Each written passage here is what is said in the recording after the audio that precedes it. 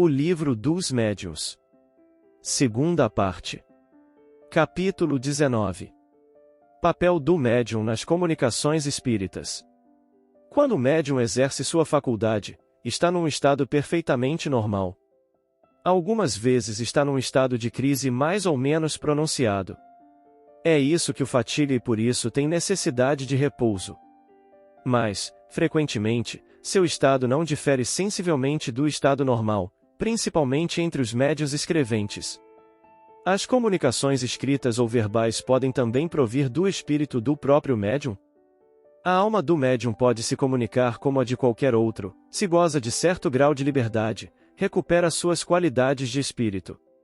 A prova está na alma de pessoa viva que vem nos visitar e se comunicar pela escrita, muitas vezes sem que a chamem. É bom saberem que, entre os espíritos evocados, há alguns que estão encarnados na Terra. Então eles falam como espíritos e não como homens. Por que o mesmo não aconteceria com o médium? Esta explicação não parece confirmar a opinião daqueles que creem que todas as comunicações emanam do espírito do médium e não de um espírito estranho?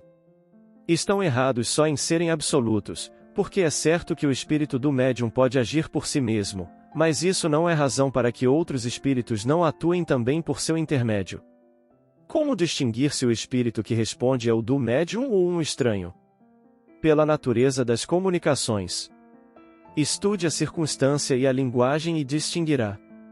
É, sobretudo, no estado de sonambulismo ou de êxtase que o espírito do médium se manifesta, porque então ele é mais livre, mas no estado normal é mais difícil. Há respostas que é impossível lhe atribuir, por isso, digo para estudar e observar.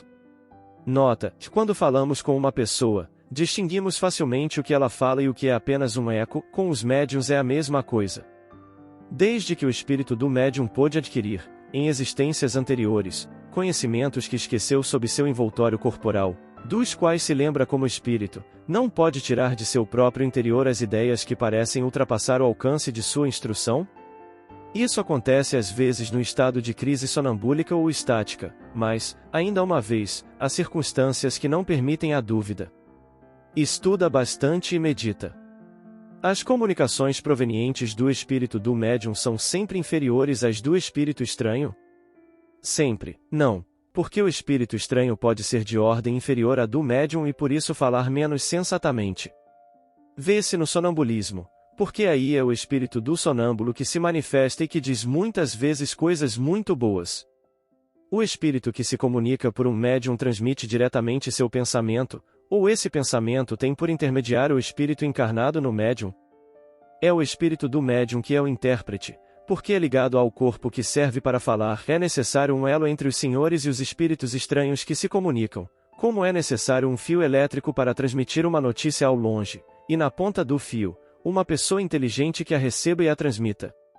O espírito encarnado no médium exerce influência nas comunicações que deve transmitir e que provém de espíritos estranhos? Sim, porque se não lhe é simpático, pode alterar suas respostas assemelhando-as às suas ideias e às suas tendências, mas não influencia os espíritos comunicantes, é apenas um mau intérprete. Essa é a causa de preferência dos espíritos por certos médiuns? Não há outra. Procuram um intérprete que mais simpatiza com eles e que transmita mais exatamente seu pensamento. Se não houver simpatia, o espírito do médium é um antagonista que oferece certa resistência. Torna-se um intérprete de má vontade e frequentemente infiel. O mesmo ocorre entre os homens quando os conselhos de um sábio são transmitidos por um estouvado ou um homem de má fé. Compreende-se que seja assim para os médios intuitivos, mas não para os mecânicos. As pessoas não se dão bem conta do papel que representa o médium. Existe aí uma lei que ainda não foi bem captada. Lembrem-se de que, para operar o movimento de um corpo inerte, o espírito tem necessidade de uma porção de fluido animalizado que empresta ao médium para animar momentaneamente a mesa, a fim de que esta obedeça à sua vontade. Então, compreendam bem que, para uma comunicação inteligente, ele tem necessidade de um intermediário inteligente e que esse intermediário é o espírito do médium. Isso não parece aplicável àquilo que se chama de mesas falantes, porque, quando objetos inertes, como mesas, pranchetas e cestas dão respostas inteligentes, parece que o espírito do médium em nada participa. É um erro. O espírito pode dar ao corpo inerte uma vida fictícia momentânea, mas não a inteligência. Jamais um corpo inerte foi inteligente. É o espírito do médium que recebe o pensamento à sua revelia e o transmite pouco a pouco com a ajuda de diversos intermediários. Disso parece resultar que o espírito do médium não está nunca completamente passivo?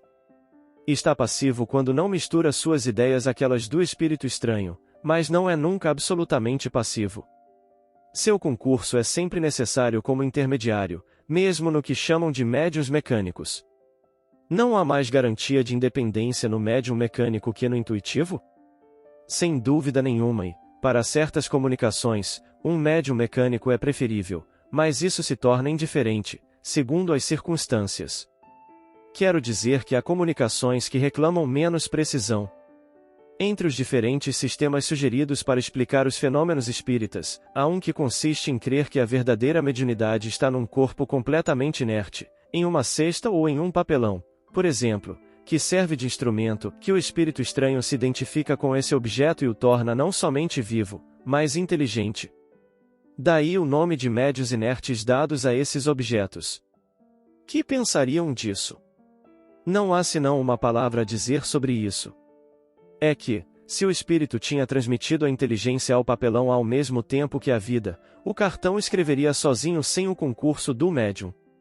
Seria singular que o homem inteligente se tornasse máquina e que um objeto inerte se tornasse inteligente. É um dos numerosos sistemas nascidos de uma ideia preconcebida e que cai como tantos outros diante da experiência e da observação. Um fenômeno bem conhecido poderia dar crédito à opinião que há nos corpos inertes animados mais que a vida, mais ainda que a inteligência. É o caso das mesas, cestas etc., que exprimem, por seus movimentos, a cólera ou a afeição. Quando um homem agita um bastão com cólera, não é o bastão que está em cólera, nem a mão que segura o bastão, mas o pensamento que dirige a mão. As mesas e as cestas não são mais inteligentes que o bastão, não têm nenhum sentimento inteligente, mas obedecem a uma inteligência. Em uma palavra, não é o espírito que se transforma em cesta, nem que escolheu a cesta para nela morar. Se não é racional atribuir inteligência a esses objetos, pode-se considerá-los como uma variedade de médium designando-os de médiuns inertes? É uma questão de palavra que pouco importa, já que entenderam bem. São livres de chamar homem de marionete. Aptidões de certos médiuns para línguas. Os espíritos só têm a linguagem do pensamento, não têm linguagem articulada, não há para eles senão uma só língua. Por isso, um espírito pode se exprimir por meio mediúnico numa língua que jamais falou em vida. Nesse caso, de onde tira as palavras das quais se serve?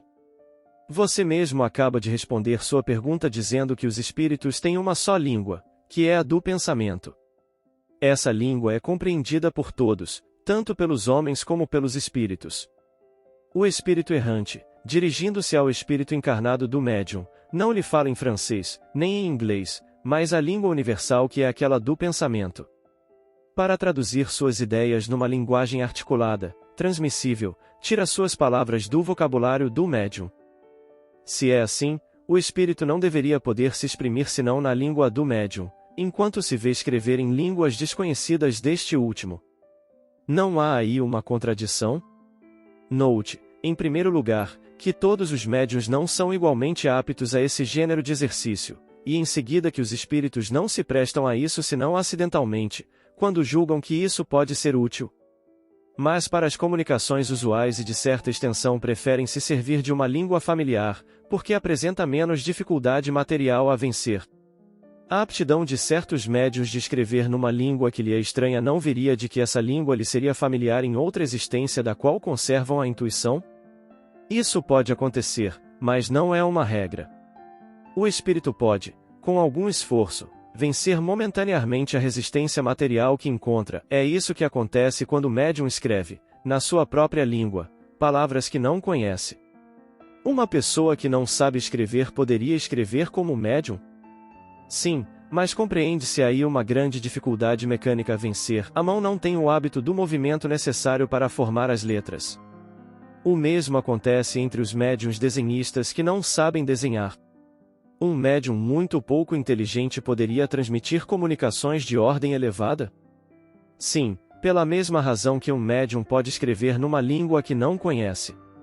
A mediunidade propriamente dita é independente da inteligência, assim como das qualidades morais, e a falta de um melhor instrumento, o espírito pode se servir daquele que está mais à mão, mas é natural que, para as comunicações de uma certa ordem, prefere o médium que lhe oferece menos obstáculos materiais. E depois, uma outra consideração, o idiota, algumas vezes só é idiota pela imperfeição de seus órgãos, mas seu espírito pode ser mais avançado do que se crê, temos a prova por certas evocações de idiotas mortos ou vivos. Nota, aqui está um fato constatado pela experiência, muitas vezes evocamos idiotas vivos que deram provas patentes de identidade e responderam de maneira muito sensata e mesmo superior. Esse estado é uma punição para o espírito que sofre o constrangimento onde se encontra. Um médium idiota pode, então, algumas vezes, oferecer ao espírito que quer se manifestar mais recursos que se crê. Ver a Revista Espírita, julho de 1860, artigo sobre a frenologia e fisiognomonia. De onde vem a aptidão de certos médiuns de escrever em versos, malgrado sua ignorância em fazer poesia? A poesia é uma linguagem. Eles podem escrever em versos como podem escrever numa língua que não conhecem, e depois podem ter sido poetas em outra existência, e, como já disse, os conhecimentos adquiridos jamais são perdidos para o espírito que deve chegar à perfeição em todas as coisas. Assim, o que aprenderam no passado lhes dá, sem que se apercebam, uma facilidade que não têm no estado habitual. Acontece a mesma coisa com aqueles que têm aptidão especial para o desenho e a música. Sim, o desenho e a música são também maneiras de exprimir o pensamento. Os espíritos se servem de instrumentos que lhes ofereçam mais facilidade. A expressão do pensamento pela poesia, o desenho ou a música depende unicamente da aptidão especial do médium ou do espírito que se comunica? Algumas vezes, do médium, algumas vezes do espírito. Os espíritos superiores têm todas as aptidões, os inferiores são de conhecimentos limitados. Por que um homem dotado de grande talento numa existência não a tem na existência seguinte? Não é sempre assim, porque às vezes ele aperfeiçoa numa existência o que começou numa precedente. Mas pode acontecer que uma grande faculdade adormeça durante certo tempo para deixar outra mais livre para se desenvolver. É um germe latente que se descobrirá mais tarde, do qual resta sempre alguns traços ou ao menos uma vaga intuição. O espírito que se quer comunicar compreende todas as línguas, porque elas são a expressão do pensamento, e ele compreende pelo pensamento. Para transmitir esse pensamento é preciso um instrumento, e esse instrumento é o médium. A alma do médium que recebe a comunicação do espírito não pode transmiti-la senão pelos órgãos de seu corpo. Esses órgãos não podem ter, para uma língua desconhecida, a flexibilidade que tem por aquela que lhes é familiar. Um médium, que sabe falar apenas o francês, poderá, acidentalmente, dar uma resposta em inglês, por exemplo, se o espírito quiser. Mas os espíritos que já acham a linguagem humana demasiado lenta, em comparação à rapidez do pensamento, pois abreviam o quanto podem, se impacientam da resistência mecânica que experimentam, aí está o motivo por que não o fazem sempre. É também a razão pela qual um médium novato, que escreve penosamente com lentidão, mesmo na própria língua, não obtém em geral senão respostas breves e sem desenvolvimento. Assim, os espíritos recomendam de não fazerem por seu intermédio senão perguntas simples. Para aquelas de alto alcance, é necessário um médium formado, que não oferece nenhuma dificuldade mecânica ao espírito.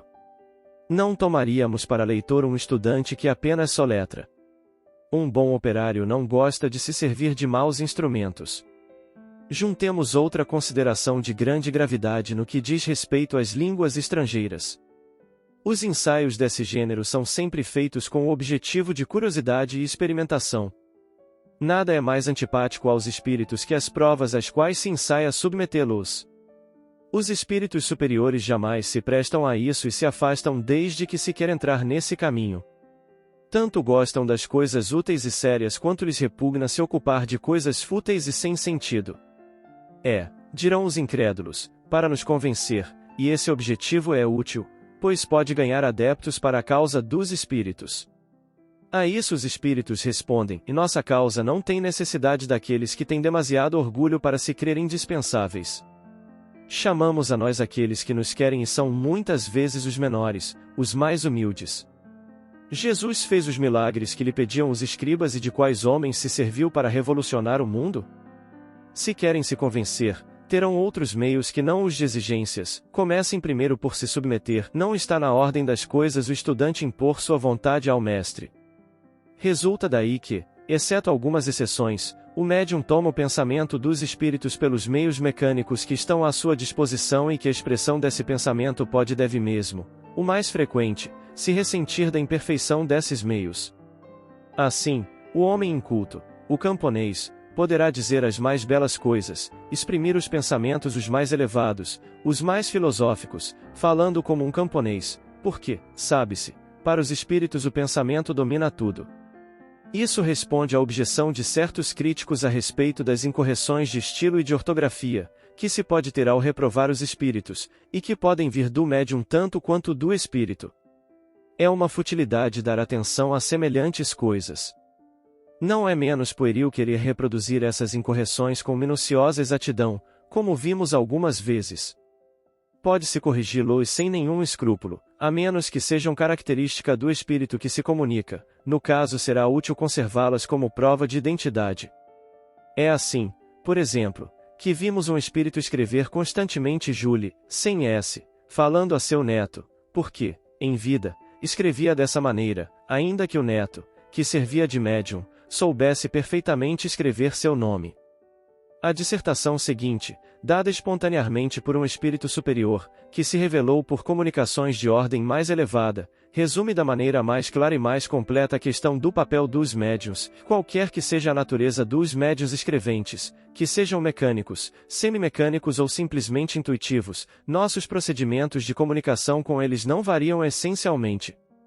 Com efeito, comunicamos com os espíritos encarnados diretamente, como com os espíritos propriamente ditos, pela irradiação de nosso pensamento. Nossos pensamentos não têm necessidade da vestimenta da palavra para ser compreendida pelos espíritos, todos os espíritos percebem o pensamento que desejamos lhes comunicar, por isso unicamente, dirigimos nosso pensamento em direção a eles, e em razão de suas faculdades intelectuais. Quer dizer que tal pensamento pode ser compreendido por tais e tais espíritos segundo seu desenvolvimento, enquanto que em outros não desperta nenhuma lembrança, nenhum conhecimento no fundo do coração ou do cérebro é perceptível por eles. Neste caso, o espírito encarnado que nos serve de médium é mais apropriado a transmitir nosso pensamento para os outros encarnados, mesmo que não o compreenda, que um espírito desencarnado e pouco desenvolvido não poderia fazer, se fossemos forçados a recorrer à sua mediação, porque o ser terrestre coloca seu corpo, como instrumento, à nossa disposição, o que um espírito não pode fazer. Assim, quando encontramos no médium um cérebro pleno de conhecimentos adquiridos em sua vida atual e seu espírito rico de conhecimentos anteriores latentes, próprios a facilitar nossas comunicações, servimo-nos dele de preferência, porque com ele o fenômeno da comunicação é muito mais fácil que com um médium cuja inteligência seria limitada e cujos conhecimentos anteriores seriam insuficientes. Vamos nos fazer compreender por algumas explicações nítidas e precisas. Com um médium, cuja inteligência atual ou anterior se encontra desenvolvida, nosso pensamento se comunica instantaneamente de espírito a espírito, por uma faculdade própria à essência mesma do espírito. Nesse caso, encontramos no cérebro do médium os elementos próprios a dar a nosso pensamento a vestimenta da palavra correspondente a esse pensamento, seja o médium intuitivo, semimecânico, ou mecânico puro. É por isso que, seja qual for a diversidade dos espíritos que se comunicam com um médium, os ditados obtidos por ele, procedendo de espíritos diversos, levam um selo de forma e cor pessoal a esse médium. Sim, ainda que o pensamento lhe seja inteiramente estranho, que o assunto saia do quadro no qual se move habitualmente, que o que queremos dizer não provenha de modo algum dele, não deixa de influenciar a forma, pelas qualidades, as propriedades que são inerentes à sua individualidade.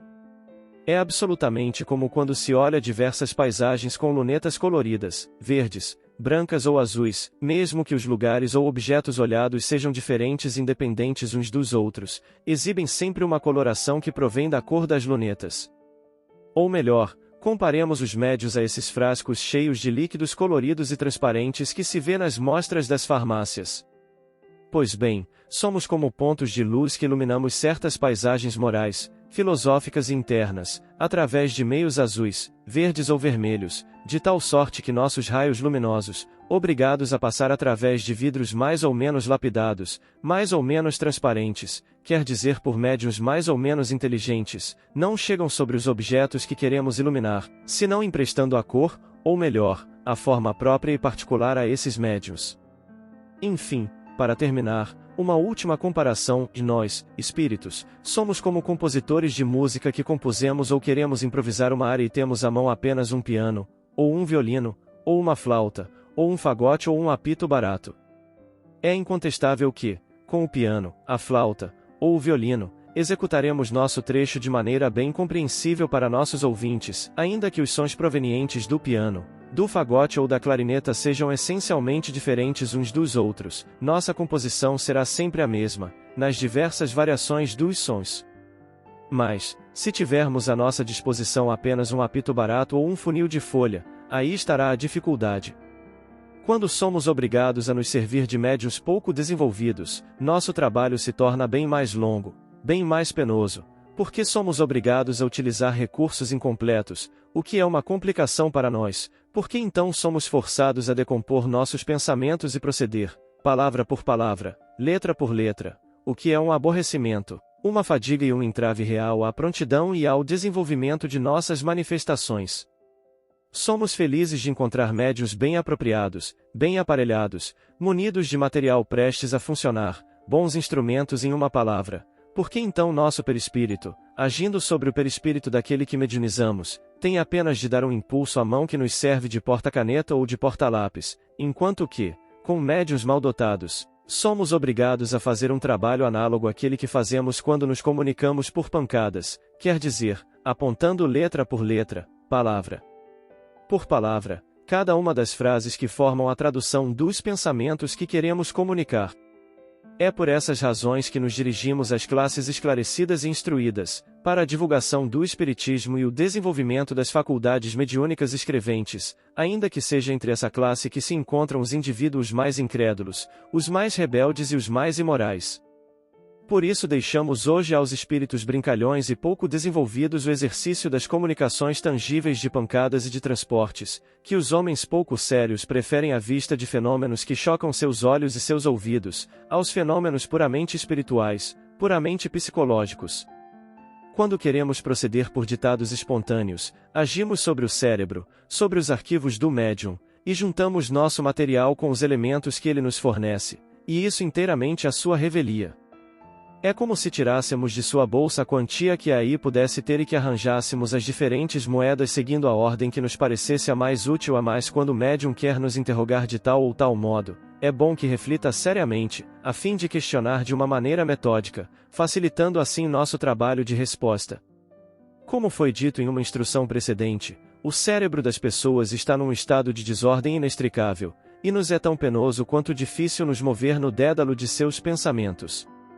Quando as perguntas devem ser feitas por terceiros, é útil que a série de questões seja comunicada com antecedência ao médium, para que este se identifique com o espírito do evocador e dele se impregne, por assim dizer. Agora teremos maior facilidade para responder, pela afinidade que existe entre nosso perispírito e o do médium que nos serve de intérprete. Certamente podemos falar de matemática por meio de um médium que a desconhece, mas às vezes o espírito desse médium possui esse conhecimento no estado latente, quer dizer, pessoal ao ser fluídico e não ao ser encarnado, porque seu corpo atual é um instrumento rebelde ou contrário a esse conhecimento. A mesma coisa ocorre com a astronomia, a poesia, a medicina e as línguas diversas, assim como de todos os outros conhecimentos particulares à espécie humana. Enfim, temos ainda um meio de elaboração penoso em uso com os médiuns completamente estranhos ao assunto tratado, reunindo letras e palavras como na tipografia. Como já dissemos, os espíritos não têm necessidade de revestir seu pensamento, eles percebem e os comunicam entre si, pelo único fato de que esse pensamento existe neles. Os seres corporais, ao contrário, não podem perceber o pensamento senão em palavras. Enquanto a letra, a palavra, o substantivo, o verbo, a frase, enfim, são necessários aos encarnados, para perceber mesmo mentalmente, nenhuma forma visível ou tangível é necessária para nós. Erasto e Timóteo. Nota, e esta análise do papel dos médiuns e dos procedimentos com a ajuda dos quais os espíritos se comunicam é tão clara como lógica. Daí decorre um princípio, que o espírito tira, não suas ideias, mas os materiais necessários para os exprimir do cérebro do médium e, quanto mais esse cérebro for rico em materiais, mais fácil será a comunicação. Quando o espírito se exprime na língua familiar do médium, encontra nele as palavras todas formadas para revestir as ideias. Se o faz numa língua estranha ao médium, encontre neste apenas as letras, por isso o espírito é obrigado a ditar, por assim dizer, letra a letra, exatamente como quisesse escrever em alemão quem não sabe nenhuma palavra dessa língua. Se o médium não sabe ler nem escrever, ele não domina nem mesmo as letras. É necessário conduzir a mão como a um principiante. Aí está uma dificuldade ainda maior a vencer.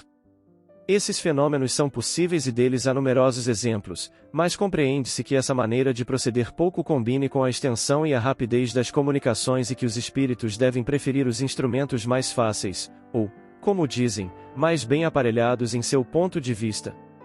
Se aqueles que pedem esses fenômenos como meio de convicção tivessem estudado previamente a teoria, saberiam em quais condições excepcionais eles se produzem.